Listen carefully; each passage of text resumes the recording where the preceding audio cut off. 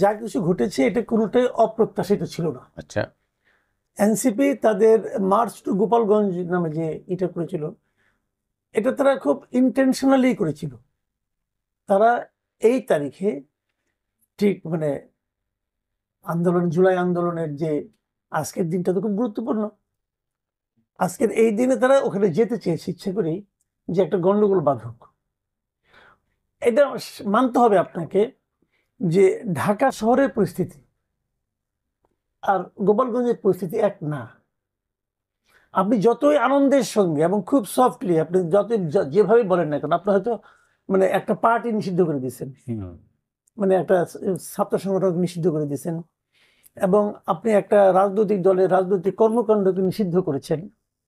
তার মানে এই না আপনি নিষিদ্ধ করার সঙ্গে সঙ্গে মানুষের মন থেকে, হৃদয় থেকে পার্টিটা ভ্যানিশ হয়ে গেছে। এটা হওয়া সম্ভব না। সম্ভব না এই কারণে, যখন একটা স্বৈরাচারী সরকার এই ধরনের ঘোষণা দেয়, সেটাও মানুষ ভয়েও ভ্যানিশ করে না। জামাতকে তো আওয়ামী লীগ নিষিদ্ধ করেছিল, জামাত কি ভ্যানিশ হয়ে গেছিল মানুষের হৃদয় থেকে?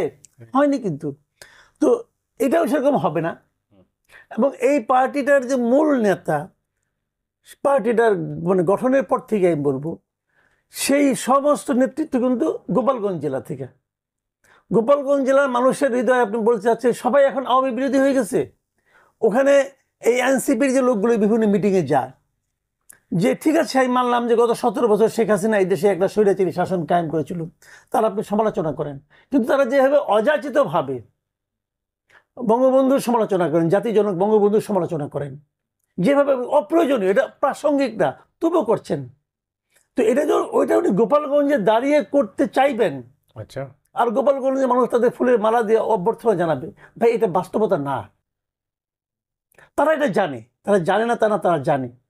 তারা জেনে শুনে করছে, কারণ এটা কেওয়াজ বাজানোর মূল লক্ষ্য। এবং তারা যে কারণে গিয়েছে তাদের উদ্দেশ্যটা তো ফুলফিল হয়েছে।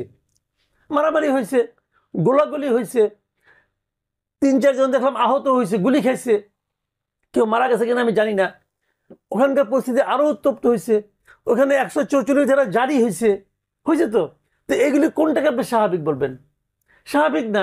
এখন যদি এসে কেউ বলে যে গোপালগঞ্জে যে সমস্ত ঘটনা ঘটছে, তারপরে কি আপনি বলবেন নির্বাচনের অনুকূল পরিবেশ আছে?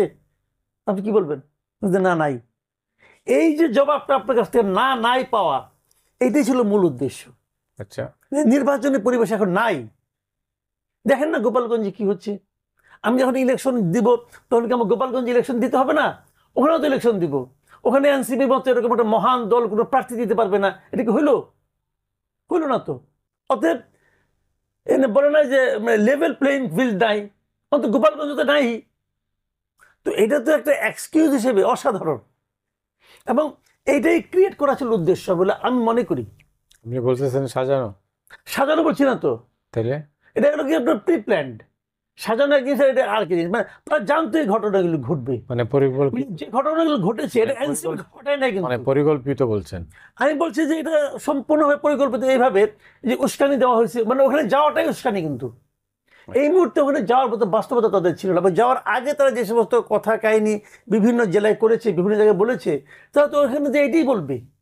তো এই বলাটা স্বাভাবিকভাবে আমি মনে করি যে তারপরে যদি রাষ্ট্র, যদি সরকার যদি আগের থেকে পূর্ব পরিকল্পনা করে ওখানে ওরকম এনভায়রনমেন্ট ক্রিয়েট করার চেষ্টা করতো, তারা তো তাও করেনি। 16ই জুলাই কেন গোপালগঞ্জেই যেতে হবে, আর কেন রাজনৈতিক সহিংসতা হবে, এই সংঘাত হবে, এইটার পিছনে কি কোনো কারণ আছে? না, কারণ আমি আগেও বলেছি জিনিসটা দেখেন, এই দেশটা পুরোটাই আমার, পুরোটাই তো আমার। অবশ্যই। কিন্তু তারপরেও কি আমি এখানে যেভাবে মনে করেন একটা ফ্যামিলি নিয়ে আমি গাজীপুরে যেতে পারি, আমি কি সেভাবে বান্দরবান অথবা খাগড়াছড়িতে যাই? পুরোটাই তো আমার, সব জায়গায় তো আমার। তাহলে ওখানে আবার বিজেপির ক্যাম্প, আর্মি ক্যাম্প করছেন কেন আপনি? এই দেশের সব রাস্তায় আমার। আমি কি বৃষ্টির দিনে আর অন্য সময় একইভাবে বের হই? ব্যক্ত হই না। কাজে কিছু কিছু তো নিরাপত্তা আপনাকে ব্যবস্থা নিতেই হবে। এখন আমি তো মনে করি যে গোপালগঞ্জের কি পরিস্থিতি এটা যে কেউ জানে, যে কেউ জানে। এক একটা এলাকা বলি না, রংপুরে যে আপনার জাতীয় পার্টির বাড়ি ভাঙা আরম্ভ করছেন জিএম কাদের। এখন জিএম কাদেরকে ঢাকা শহরে তাদের কেন্দ্রীয় অফিস পুরাই যা ততটা সহজ, রংপুরে যায় কিন্তু একটা মোটরসাইকেল আগুন দেওয়া অতটা সহজ না। দিছিল তো মোটরসাইকেল আগুন, হলো না কেন? ওটা কি বিএনপি অফিসে জাতীয় পার্টির সেন্ট্রাল অফিসের চেয়ে বেশি গুরুত্বপূর্ণ? তা তো নয়। জায়গা ভেদে ওইখানে কাজ করে না, ব্যাকফায়ার করছে।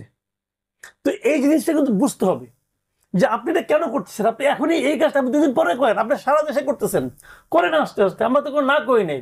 মানুষের মধ্যে আপনাদের একটা মানে আপনার জোয়ার যদি তৈরি হয় ভালো। আমরা তো সবসময় বলি একটা তৃতীয় শক্তি আসুক। আমি তো পার্সোনালি এই পার্টিটা ভালো করুক, এটা আমি চাই। কারণ আমরা তো একটা বিকল্প খুঁজতেছি। এই যে দেখলাম তো অনেকগুলি দল এখন ট্র্যাডিশনাল পলিটিক্সের বাইরে একটা আসুক। এখন ওনারা তো প্রাণপণে মাঠে নামছেন যে কিভাবে ট্র্যাডিশনালের পলিটিক্যাল পার্টির মতো হওয়া যায়। যাই হোক, এটা ওনাদের ব্যাপার। কিন্তু ওনারা যে আজকে এই দিনটাকে বেছে নিয়েছেন গোপালগঞ্জে যাওয়ার জন্য, এটা গোপালগঞ্জের মানুষকে উদ্বুদ্ধ করার জন্য।